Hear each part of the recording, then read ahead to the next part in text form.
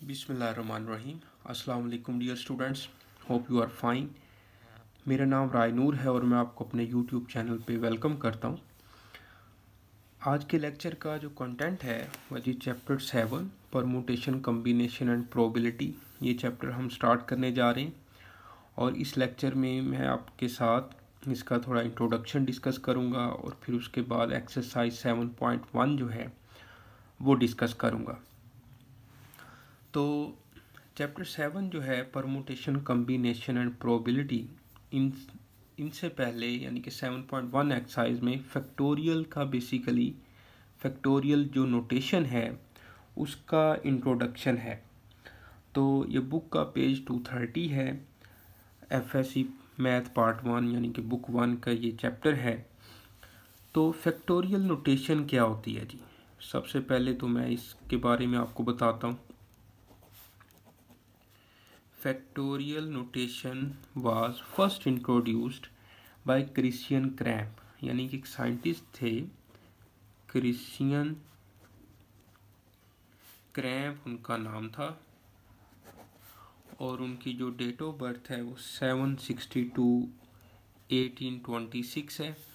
और factorial notation के बारे में उन्होंने 1808 में बताया, ठीक है, 1808 में।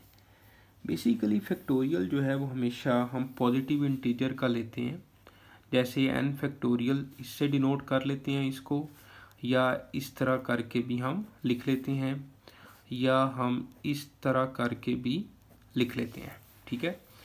तो फैक्टोरियल जो नोटेशन है, फैक्टोरियल जो है वो हमेशा हम पॉजिटिव इंटीजर्स का फाइंड करते हैं, ठीक है। पॉजिटिव इंटीजर्स कह लें या आप नॉन नेगेटिव इंटीजर्स भी कह सकते हैं, क्योंकि ज़ीरो का फैक्टोरियल भी लिया जा सकता है और ज़ीरो का फैक्टोरियल जो है वो 1 होता है। अब ये जो n फैक्टोरियल की नोटेशन है ये इक्वल होती है n into n minus 1, n minus 2, n minus 3 and so on, चलते जाएं तो 3, 2, 1 तक ये एक्सपेंड करते हैं। यानी कि जैसे जैसे हम फैक्टोरियल नोटेशन में आगे एक नंबर लिखते जाएंगे वैसे वैसे एक कम करते जाएंगे। जैसे n माइनस 1 है, पहले n था, फिर n माइनस 1, फिर n माइनस 2, फिर n माइनस 3, एक एक कम करते जाएं तो लास्ट में जो है ना वो 0 बचेगा। तो 0 फैक्टोरियल जो है वो 1 के इक्वल होगा। इसी तरह मैं अगर n फैक्टोरियल को किसी नंबर पे स्टॉप करना चाहूँ, जैसे n माइनस 1 पे स्टॉप करना चाहूँ तो n माइनस 1 के बाद फैक्टोरियल लगा दूंगा। इसी तरह मैं अगर इसको n माइनस 1 और n माइनस 2 पे स्टॉप करना चाहूँ तो n माइनस 2 के बाद फैक्टोरियल लगा सकते हैं। अच्छा, अब इसी तरह अगर मैं 1 फैक्टोरियल लिखूँ तो ये 1 ही होगा। 2 फैक्टोरियल जो है ये 2 इंटू 1 होगा, और 3 फैक्टोरियल जो है ये 3, 2, 1 होगा। इसी तरह 4 फैक्टोरियल जो है वो 4, 3, 2 एंड 1 होगा, और 5 फैक्टोरियल जो है वो 5, 4, 3, 2 एंड 1 होगा। यानी कि जिस नंबर का आपने फैक्टोरियल लेना है उसको आपने एक्सपेंड कर देना है, उससे कम करते जाएं। 5, 4, 3, 2, 1, 4 फैक्टोरियल है तो 4, 3, 2, 1 इस तरह करके।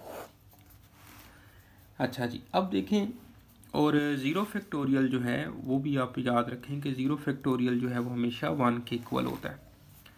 इसी तरह जैसे मैं लिखता हूँ -4 का फैक्टोरियल, तो ये नॉट पॉसिबल है। फैक्टोरियल जो है वो हम कभी भी नेगेटिव नंबर का नहीं ले सकते।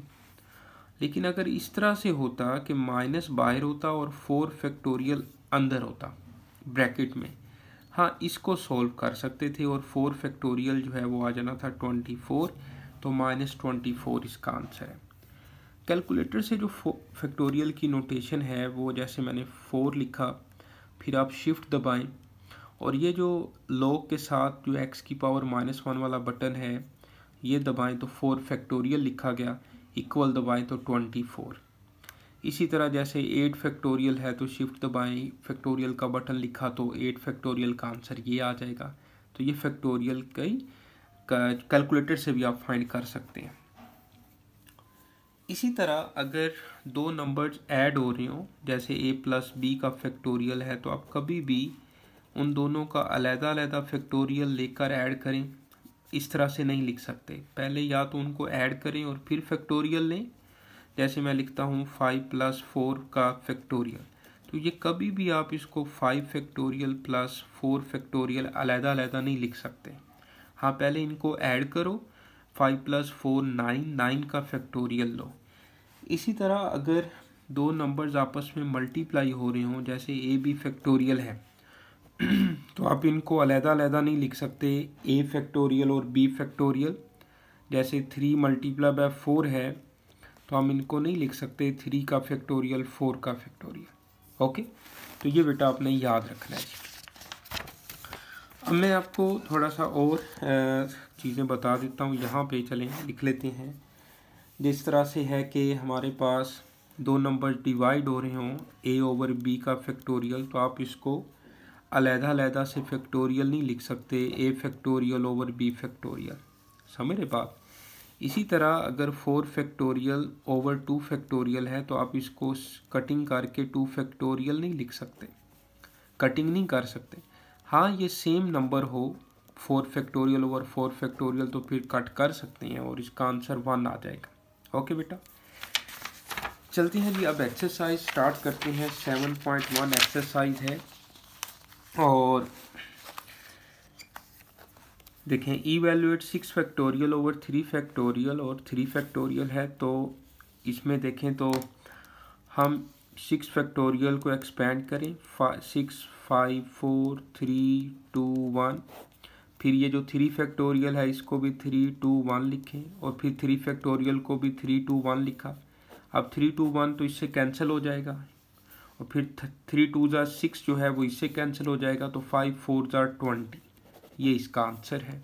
ठीक है बेटा, क्वेश्चन देखते हैं 7th पार्ट क्वेश्चन नंबर 1 का। तो 8 फैक्टोरियल है, तो आप इसको 8 7 6 5 और 4 पे जाके स्टॉप कर लेते हैं, क्योंकि नीचे 4 फैक्टोरियल है ना, तो 4 फैक्टोरियल पे आप स्टॉप भी कर सकते हैं। तो 4 फैक्टोरियल 2 को 2 और 1 लिख लें, तो 4 फैक्टोरियल से 4 फैक्टोरियल कैंसिल हो गया और 2 3 6। ठीक है, तो इनको मल्टीप्लाई कर लें। 8 7 56, 56 को मल्टीप्लाई कर लिया 15 से, तो इसका आंसर 840 आ जाएगा। यहाँ पर बेटा आप देखें तो 15 फैक्टोरियल है और नीचे 15 फैक्टोरियल है। 15 - 15 किया तो 0 फैक्टोरियल आ गया। ये 15 फैक्टोरियल 0 फैक्टोरियल 1 के इक्वल होता है, तो ये सेम वैल्यू है ना, और फैक्टोरियल है तो कैंसिल हो जाएगा, तो 1/1 जो है वो 1 के इक्वल आ जाएगा। ये 11 पार्ट देखें तो 3 फैक्टोरियल को मैं लिख सकता हूँ 3 2 1 और 0 फैक्टोरियल को 1 लिखा जा सकता है और 3 2 6 आ गया। ठीक है जी, तो बड़े आसान ये MCQs हैं, MCQ टाइप के क्वेश्चन हैं। अब चलते हैं क्वेश्चन नंबर 2 पे। क्वेश्चन 2 में लिखा है कि right each in the factorial form. हमने इसको फैक्टोरियल फॉर्म में चेंज करना है। अब देखें 8 7 6 के बाद 5 4 3 2 1 अगर आ जाए तो ये 8 फैक्टोरियल बन जाएगा।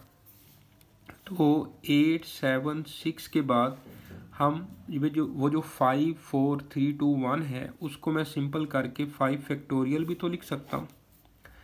इसी तरह 3 2 1 तो पहले से 3 फैक्टोरियल पड़ा हुआ है और 5 फैक्टोरियल से मैंने मल्टीप्लाई और डिवाइड कर दिया।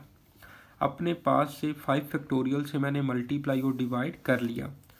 अब देखें, अब इस सारे को आप लिख सकते हैं सिंप्लीफाई करके 8 फैक्टोरियल / 3 फैक्टोरियल और 5 फैक्टोरियल।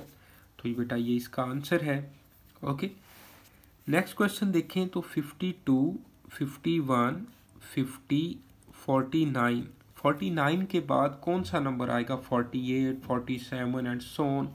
तो 48 47 46 ये सारे नंबर्स अगर आप लिखते हैं तो जगह कम पड़ जाएगी।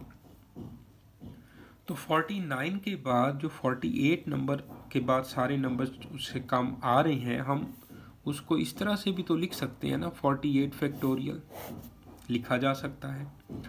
4 3 2 1 को मैं लिख सकता हूँ 4 फैक्टोरियल, और इसी तरह 48 फैक्टोरियल से मैंने ऊपर मल्टीप्लाई किया है और नीचे जो है मैं डिवाइड कर रहा हूँ।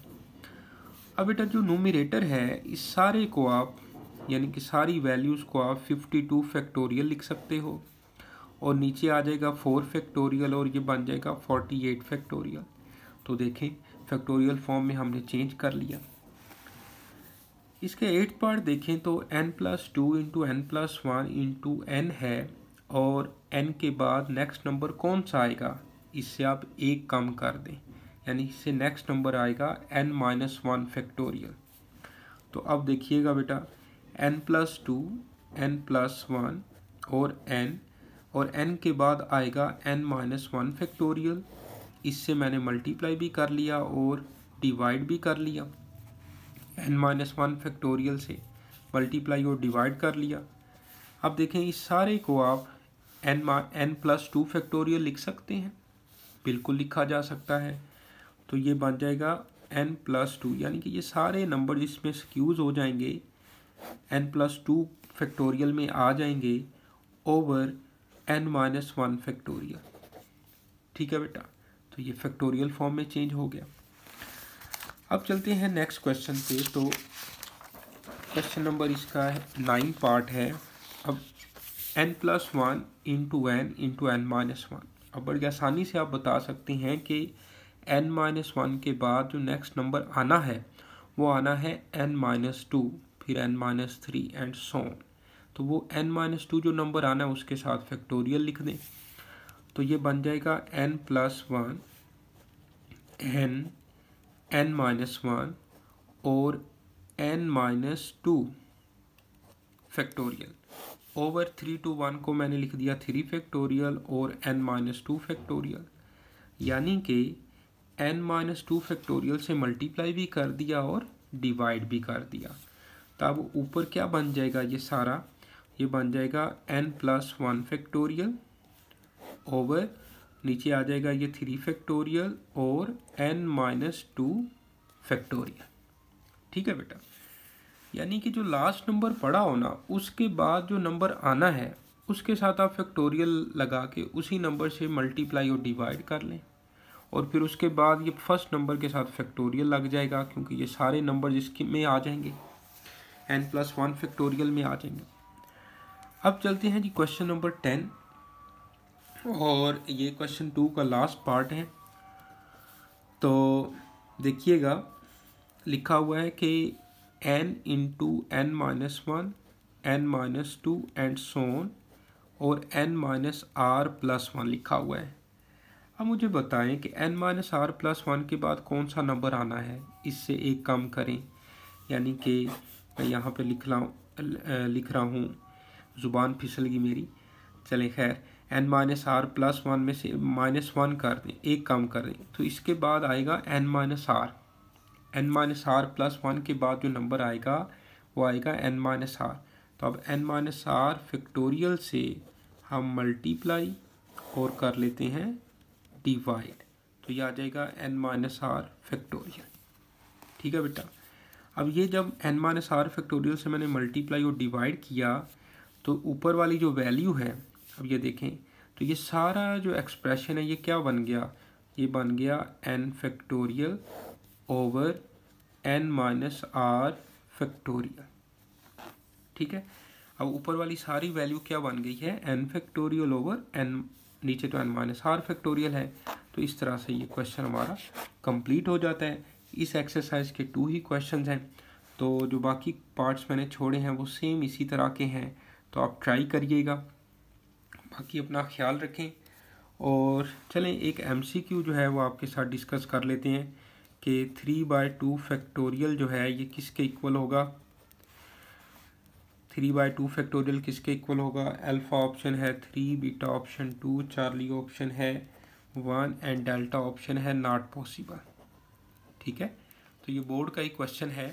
तो 3/2 फैक्टोरियल है, डिवाइड हो रहे हैं, तो हम इनको अलग-अलग फैक्टोरियल नहीं ले सकते, सही है। तो होल फैक्टोरियल है ना बाहर, तो ये पॉसिबल नहीं है क्योंकि a ओवर b का factorial is not equal to a factorial over b factorial होता है। तो इसकी करेक्ट ऑप्शन जो है वो डेल्टा ऑप्शन है बेटा, नॉट पॉसिबल। तो हाँ, ये इस तरह से अगर होता कि 8/2 फैक्टोरियल हाँ फिर कटिंग हो सकती थी और ये 4 फैक्टोरियल को फिर आप सॉल्व कर सकते थे। 4, 3, 2 एंड 1 तो 24। ठीक है बेटा, तो ये कटिंग नहीं हो रही। तो यहाँ तक हमारी एक्सरसाइज 7.1 जो है वो कंप्लीट होती है। इसको आप पढ़िएगा अच्छे से, उम्मीद है कि आपको फ़ायदा होगा। और नेक्स्ट वीडियो तक के लिए रायनूर को इजाज़त दें, अपना ख्याल रखें। अल्लाह हाफिज़ बेटा।